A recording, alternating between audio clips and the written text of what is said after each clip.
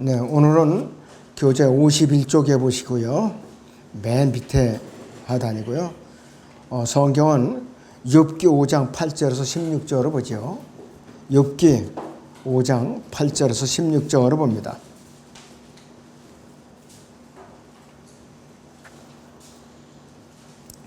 나는 하나님께 구하고 나의 일을 하나님께 맡기라. 그분은 크고 헤아릴 수 없는 일들을 행하시며 셀 수 없는 놀라운 일들을 행하시나니 그분은 비를 땅에 내리시고 물을 들어 보내시며 낮은 자들을 높은 곳에 세우시며 슬퍼하는 자들을 높이사 안전한 곳에 있게 하시는도다. 그는 교활한 자의 계략을 좌절시키시어 그들이 손으로 그들의 사업을 실행할 수 없게 하시는도다. 그는 현명한 자들로 그들이 관계에 빠지게 하시며 심술궂은 자의 계획이 거꾸로 수행되게 하시는도다. 그들은 낮에도 어두움과 만나고 대낮에도 밤처럼 덧없느니라. 그러나 그는 가난한 자를 칼과 그들의 입과 또 강한 자의 손에서 구해 주시는도다. 그러므로 가난한 자가 소망을 지니고 죄악이 입을 닫느니라. 이렇게 말씀하고 있는데요. 오늘 여기까지 주제는 주 하나님께서 하시는 위대한 일들이 있어요. 자, 그래서 무엇인가 공부를 할 필요가 있습니다. 자, 이 다음 쪽에 보시면 욥은 분명히 엘리파스에게서 고개를 돌려버렸을 거라 이것이요. 왜냐하면 자기를 정죄하는 일을 하고 있거든요. 유로자 자처하고서. 그렇지만 적어도 눈길을 땅으로 떨어뜨렸다 이것이요. 이 엘리파스하고는 심정적으로 눈도 마주치기가 싫은 거예요. 친구라 할지라도. 자, 그래서 이제 그는 집에서 만든 등을 긁는 도구를 들고서 상처를 긁었을지도 모른다. 요즘 이제 노인들이 쓰는 효자손 있죠? 네, 굵직하고 자루 달린 거. 자, 엘리파스는 갑자기 나는 하나님께 구하고 나의 일을 하나님께 맡기리라 이렇게 말을 했어요. 위선자이고라도. 욥은 더 이상 그의 말을 듣지 않고 있고 욥은 엘리파스가 나타나기 전에 이미 하나님께 자신의 명분을 말씀드린 후에요. 그리고 뒤에 나오는 엘리파스의 말은 하나님을 영화롭게 하는 의도이고 또한 실제로 하나님께 영광을 이제 돌리는데 엘리파스가 한 말의 중심에는 12절 14절이죠. 욥이 간교한 계략가이며 그의 죄들이 마침내 그를 붙잡았다는 것이 암시되어 있다. 그러니까 욥을 위로해 주는 것이 아니라 욥을 정죄하고 있는 거예요. 결국은 어떻게 되는 나쁜 증거가 되어버린 거예요. 자, 욥기 5장 9절로 다시 봅니다. 그분은 크고 헤아릴 수 없는 일들을 행하시며 셀 수 없는 놀라운 일들을 행하시나니 그랬습니다. 그대로 그냥 이해하면 되고요. 자, 주 하나님께서 하시는 위대한 일들이 여기 쭉 나열이 되는데 첫째는 주 하나님께서는 땅에 비를 내려주시는 분이에요. 현대과학은 수증기 증발과 응축으로 비가 발생한다고 속임수를 쓰지만 비를 땅에 내리시는 분은 주님이시다 그랬습니다. 동계올림픽 거구를 때는 인공으로다가 강호를 내려갖고 올리죠. 근데 그 한계가 있다 이거예요. 그 부분적으로는 할 수가 있겠죠. 근데 그 계속해서 유지할 수는 없어요. 매일같이 돈을 쏟아부어야 돼요. 그렇게 덥다가도 어제부터 소나비가 내렸죠. 그 많은 그 비를 누가 공급할 수가 있는가? 하나님만이 가능하죠. 하나님만이. 욥이 자, 두 번째는 주께서는 물을 또 들에 보내시는 분이에요. 10절에 보시면 그분은 비를 땅에 내리시고 물을 들에 보내시며 그랬습니다. 비와 홍수가 모두 포함이 되는 것이에요. 들에 있는 작물들이 살려면은 물이 필요하다 이것이에요. 물이. 그래서 우리나라가 해수 정화작 작업 기술 세계 1위의 1위지 그만. 중동이 우리나라 때문에 먹고 살아요. 바닷물을 정화시켜 갖고 공급을 하니까 농사도 짓고 식수도 쓰는 거예요. 그래서 우리나라가 좋은 일을 많이 하고 있습니다. 세 번째는 주께서는 요셉과 다윗과 바울과 예수 그리스도께서 하신 것처럼 낮은 자들을 높은 곳에 세우시는 분이에요. 11절을 보면 낮은 자들을 높은 곳에 세우시며 슬퍼하는 자들을 높이사 안전한 곳에 있게 하시는도다 그랬습니다. 이러한 하나님만을 우리는 바라봐야 되는 것이죠. 자, 그 다음 네 번째는 주께서는 슬퍼하는 자들을 높이셔서 안전한 곳에 있게 하시는데 이러한 일은 세 번의 휴거 때 일어난다. 왜? 지상은 위험한 데라 이것이요. 구약 성도들의 휴거가 있고요. 교회 시대 성도들의 휴거가 있고 환난 성도들의 휴거가 있어요. 자, 셋째 하늘로 들어 올리지 않으시면은 목숨이 위태롭다 이것이에요. 바로. 그 다음 다섯 번째는 주께서는 토비아나 게셈이라든지 압살롬, 아히도펠, 바예수에게 하신 것처럼 교활한 자의 계략을 좌절시켜버리는 분이에요. 자, 12절 보세요. 그분은 하나님은 교활한 자의 계략을 좌절시키시어 그들이 손으로 그들이 사업을 실행할 수 없게 하시는도다. 자기 꾀에 자기가 빠지게 하는 거예요. 여섯 번째는 주께서는 소크라테스, 아리스토텔레스, 사르트르, 쇼우, 그 다음에 에릭 프롬, 하이드거, 틸리히, 프로이드, 막스, 엥겔스, 레닌 이렇게 하신 것처럼 현명한 자들로 하여금 그들이 간계에 빠지게 하는 분이에요. 13절 보시죠. 그는 현명한 자들로 그들이 간계에 빠지게 하시며 심술궂은 자의 계획이 거꾸로 수행되게 하시는도다 그랬습니다. 일곱 번째는 주께서는 아돌프 히틀러, 무솔리니, 딘 러스크, 마이클 루터 킹 주니어, 그 다음에 존 둘레스, 알거 히스, 케네디가 이 사람들, 파비안 협회 국제연합, 오타가 났죠. 연합이 아니라 연합입니다. 자, 하셨던 것처럼 심술궂은 자의 계획을 무너지게 한다 이것입니다. 국제연합이 창설돼서 전쟁을 방지하고 평화를 가져올 목적으로 인간이 세웠는데 오히려 전쟁이 더 많이 일어나고 있어요. 굉장히 많이 일어나고 있어요. 그런데 거기 아이러니컬하게도 미국하고 러시아가 전쟁의 주역들이에요. 안전보장 이사회에 5개 국가 중에 2국가가 그런 짓을 하고 있다 이것이요. 자, 여덟 번째는 주께서는 심술궂은 자의 칼과 강한 자의 손과 그들이 하는 말의 결과에서 가난한 자를 구해 주신다 그랬습니다. 15절 보시오. 그러나 그는 가난한 자를 칼과 그들의 입과 또 강한 자의 손에서 구해 주시는도다 이렇게 말씀을 하고 있습니다. 자, 다음 페이지에 욥기 5장 16절에서 그러므로 가난한 자가 소망을 지니고 죄악이 입을 닫느니라 이렇게 말씀을 하고 있는데 불법은 아직까지도 그 입을 벌리지 않고 있어요. 대환란 기간 후 3년 반에 그때 입을 딱 벌리게 돼 있어요. 이 적그리스도라 이거 짐승인. 그래서 이 욥기 5장 16절은 예언적인 구절입니다. 예언적인 구절. 재림 때까지는 온유한 자가 땅을 유업으로 받을 수가 없어요. 예수님께 직접 통치하셔야만 온유한 자가 땅을 다스리는 유업을 받게 되는 것이요. 자, 마태복음 24장이나 야고보서 5장 읽어본 사람이라면 자, 큰 환란 즉 대환란이죠. 그레이트 트리블레이션 이 기간에 하나님께서 가난한 자를 강조하시는데요. 야고보서 5장을 잠깐 봅니다.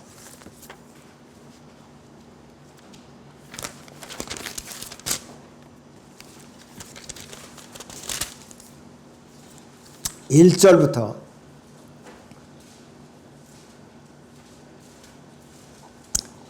4절까지 봅니다. 이제 오라 너희 부자들이여 너희에게 닥칠 재난으로 인하여 울고 통곡하라. 너희의 재물은 썩었고 너희의 의복은 좀먹었으며 너희의 금과 은은 녹이 슬었으니 이것들이 녹이 너희에게 증거가 되어 불같이 너희 살을 먹으리라. 너희가 마지막 날들을 위한 재물을 쌓았도다. 보라, 너희 밭에서 추수한 일꾼들에게 속임수로 주지 않은 품삯이 소리 지르며 추수꾼들의 울부짖음이 만군의 주의 귀에 들려느니라. 이렇게 말하고 있어요. 이 대환란 기간에는요, 불의한 부자들에게 화가 미치는 거예요. 이 기간에도 역시 부자들이 가난한 자들을 착취하는 일이 환란 후 3년 반에도 똑같이 일어나요. 지금보다 더 할 거야 아마.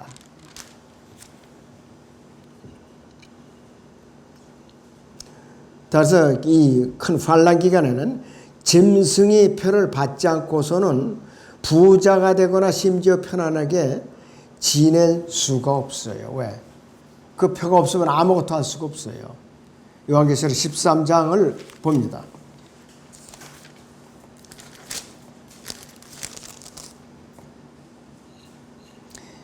자, 16절부터 끝절까지 봅니다. 13장 16절부터. 그가 모든 자, 즉 작은 자나 큰 자, 부자나 가난한 자, 자유자나 종이나 그들이 오른손이나 이마에 피를 받게 하고 그 표나 그 짐승의 이름이나 그의 이름의 숫자를 지닌 사람을 제외하고는 아무도 사거나 팔 수 없게 하더라. 지혜가 여기 있으니 지각이 있는 자는 그 짐승의 숫자를 헤아려보라.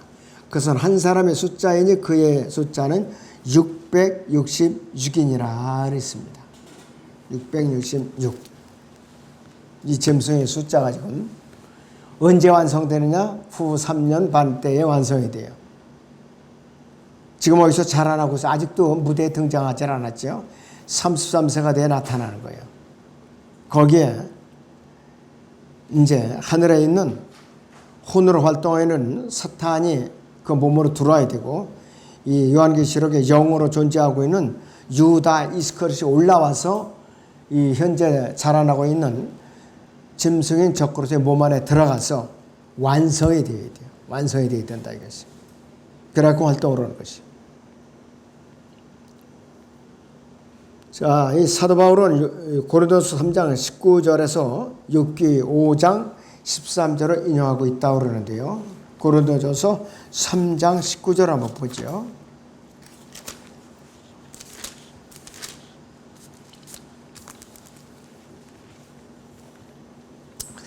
이는 이 세상 지혜가 하나님께는 어리석은 것이기 때문이라. 기록되기를 주께서는 현명한 자들을 자기들이 꾀에 빠지게 하신다. 이렇게 말하고 있죠. 이것이 아주 굉장히 의미 있는 교훈입니다. 바울은 유럽과 미국의 교육과 문화의 중심지인 아테네에서 70마일도 안 되는 거리에 있는 도시의 성도들에게 이 편지를 쓰고 있어요. 이 마일이 킬로미터로 환산하면 112.63km예요. 112.63km. 자, 그래서 사도 바울은 여기서 어떤 설교를 했는가 한번 보죠, 우리가. 사도행전 17장을 봅니다.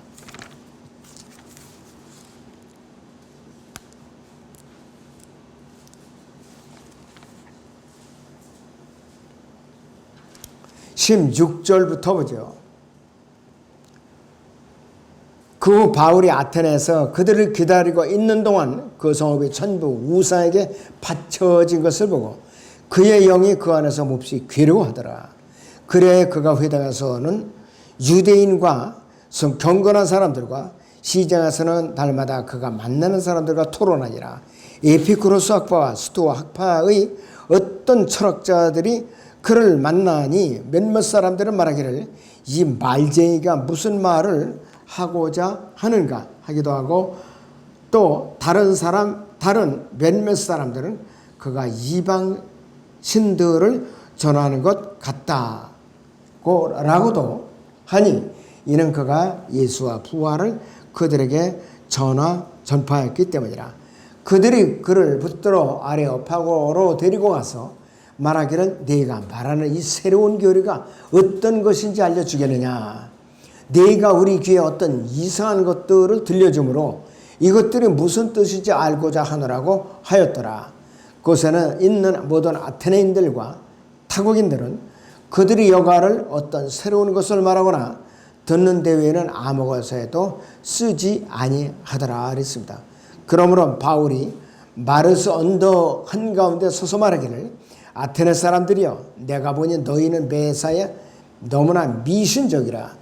지나다니다가 너희가 섬기는 대상을 보았는데 알지 못하는 신에게라고 새겨놓은 제단도 있었노라.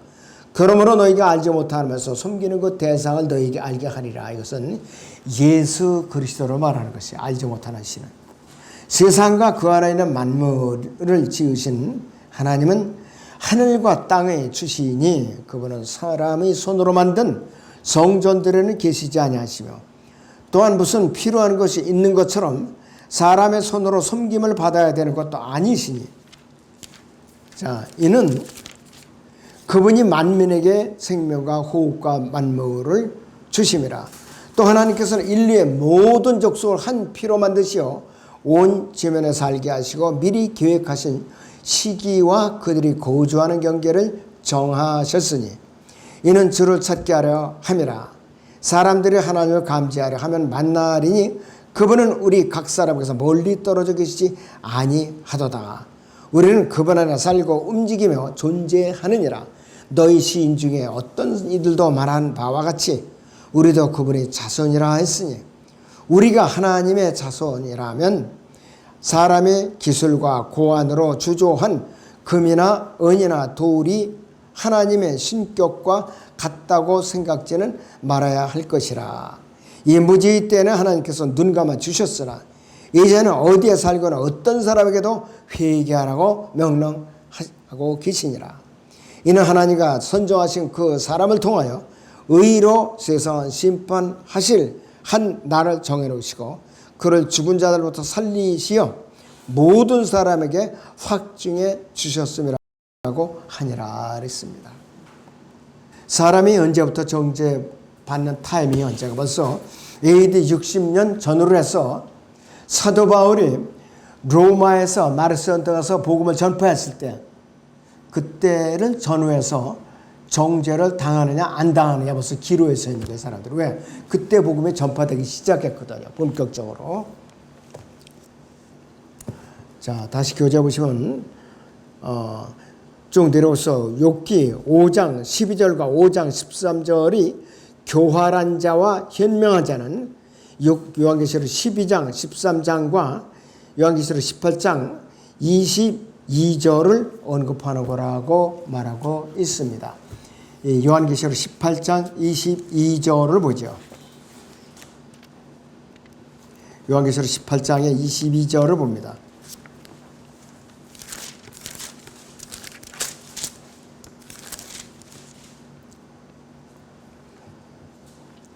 또 하프 타는 자와 음악하는 자와 피리 부는 자와 나팔 부는 자들의 소리가 결코 다시는 네 안에서 들리지 않을 것이며 어떤 공예에 종사하는 장인일지라도 다시는 네 안에서 찾아볼 수 없을 것이며 맷돌 소리도 결코 더 이상 네 안에서 들리지 아니할 것이라. 이렇게 말을 하고 있어요. 그러니까 여기서 네 안에 네라는 말이 교활한 자, 현명한 자라고 했는데 누구냐? 이것이 바로 적그리스도로 하는 거예요. 적그리스도.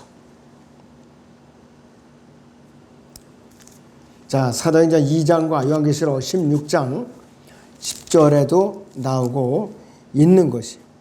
자, 그런데 이 욥기 5장 15절 칼은 재림과 관련이 되는데 사람을 그냥 찔러 죽이는 눈에 보이는 칼이 아니라 하나님의 입에서 쏟아져 나오는 말씀의 칼이에요. 말씀의 칼.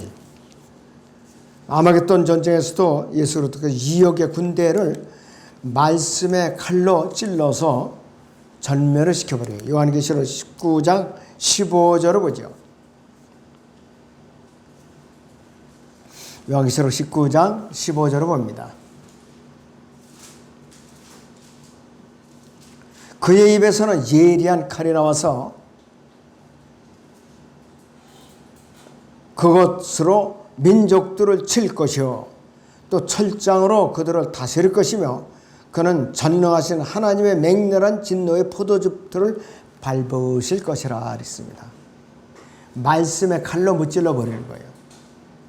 제리마는 저나 같이 따라서 신말을 늘어타고 예수님을 따라서 땅에 내려오는 저나 여러분들은 그냥 뒤따르면서 그 시체들을 짓밟고 지나가는 거예요. 그냥 피가 말고 피까지 튄다고 그랬죠.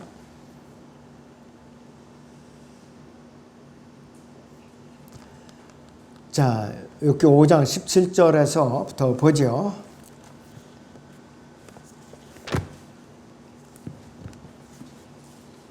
보라, 하나님께서 바로잡으시는 사람은 복이 있도다. 그러므로 너는 전능하신 분의 징계로 멸시하지 말라. 그는 아프게 하시다가 싸매시며 그는 상처를 내리시다가 그의 손으로 온전하게 하시느니라. 그는 6 고난에서 너를 구해 주시고 정령 7 고난에서는 어떤 악도 너를 손대지 못하게 하시리라.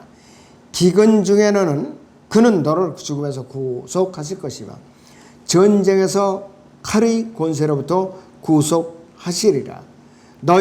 네가 혀의 채찍을 피하여 숨게 될 것이며 멸망에 닥칠 때에도 그것을 무서워하지 아니하리라. 네가 멸망과 기근을 비웃을 것이며 땅의 짐승들을 무서워하지 아니하리라.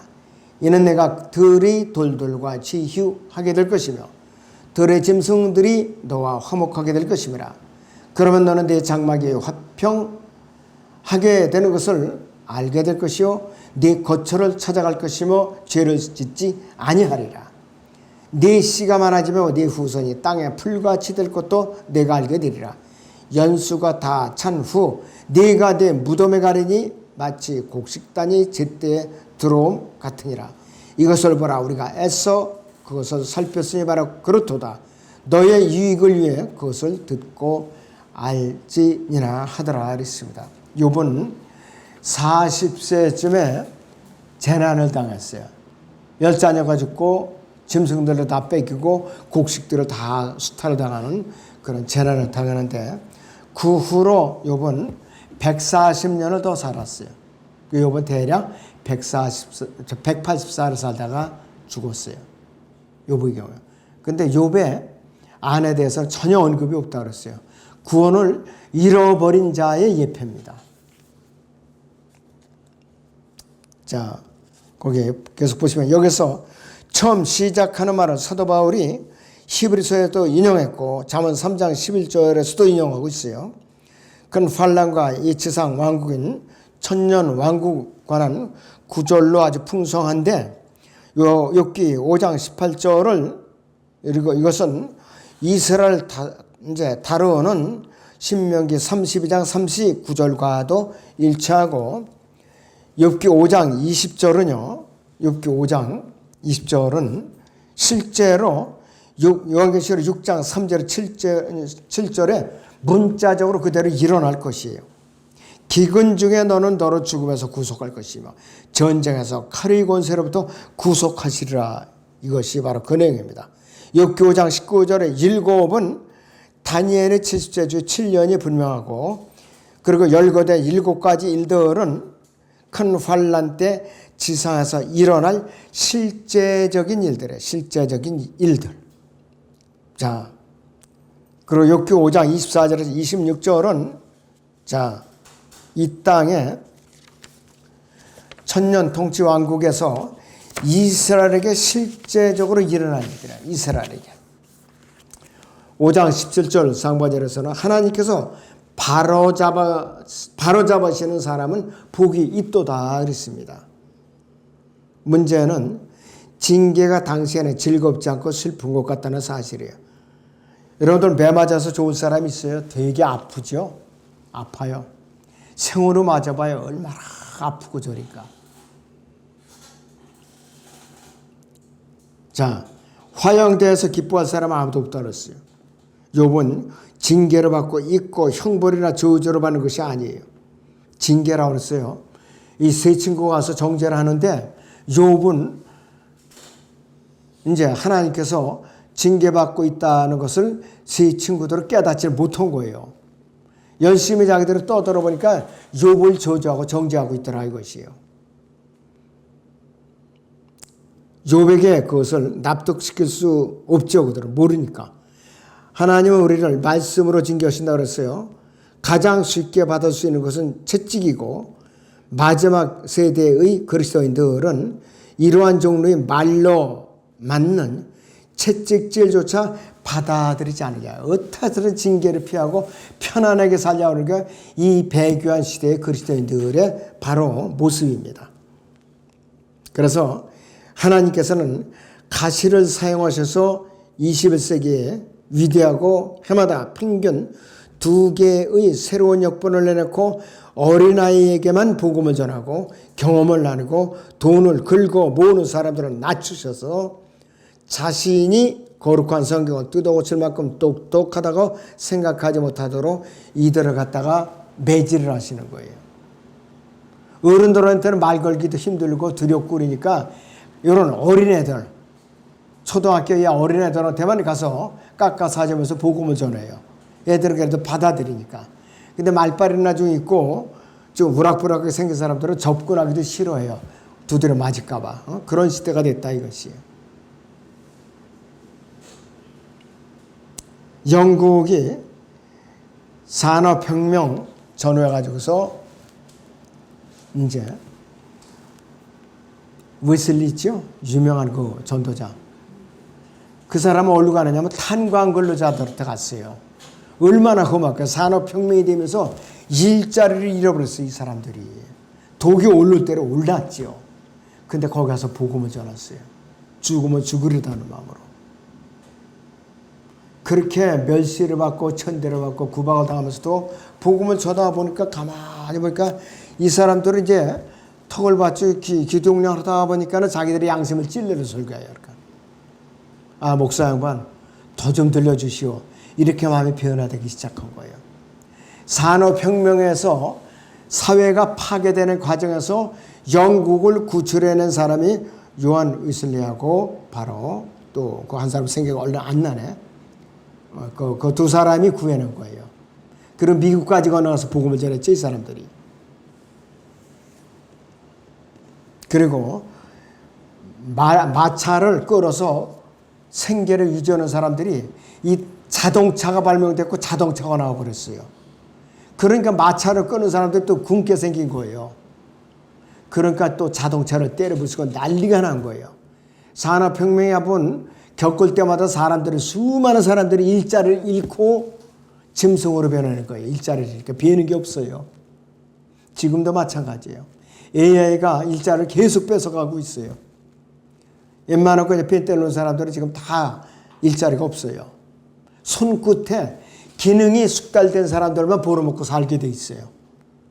나머지 1%에서 5% 사이만 아주 고등기술자, 그런 사람들만 먹고 살고, 중간에 어정쩡한 사람들은 그냥 너무나도 살기가 힘든 세상에 바로 지금 이 시대라 이 말이에요. 현실에 이것이 바로.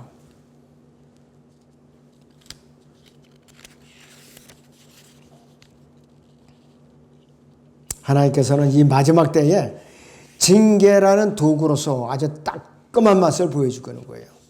심지어는 숨을 거둬가셔요. 더 이상 죄짓지 못하게. 이 고린도 교회 성도들 죄 만찬할 때 술이 잔뜩 취해가지고 온 거예요. 그러니까 주님께서 아예 숨을 거둬가신 거예요. 완전히. 주 안에서 더러는 잠든 자들도 있다고 그랬죠. 그 잠들었다는 것은 점잖은 표현이지 죽여버렸다 이거예요 바로.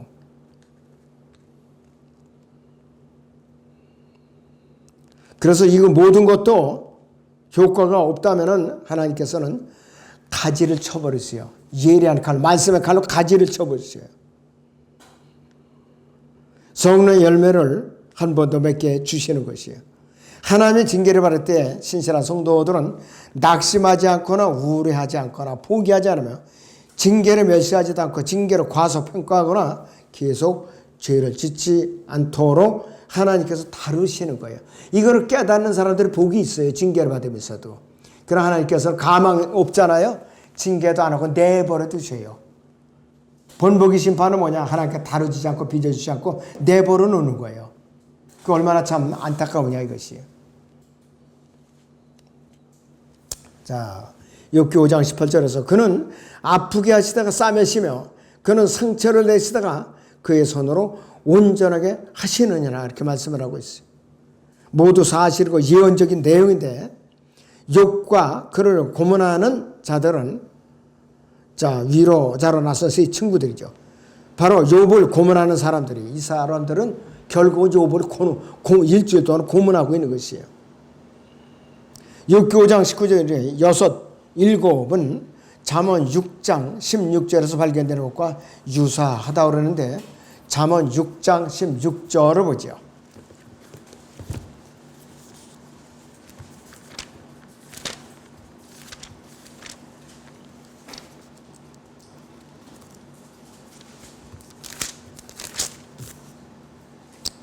이 6가지를 주께서 싫어하시며 정녕 그에게 가증한 것이 7이니 그랬습니다. 그 6가지는 자 뭐냐면은 13절부터 보면 눈으로 눈짓하며 발로 말하고 손가락으로 가르치며 마음에는 완고함이 있고 끊임없이 악을 꾀하며 불화를 일으키느니라 그랬습니다.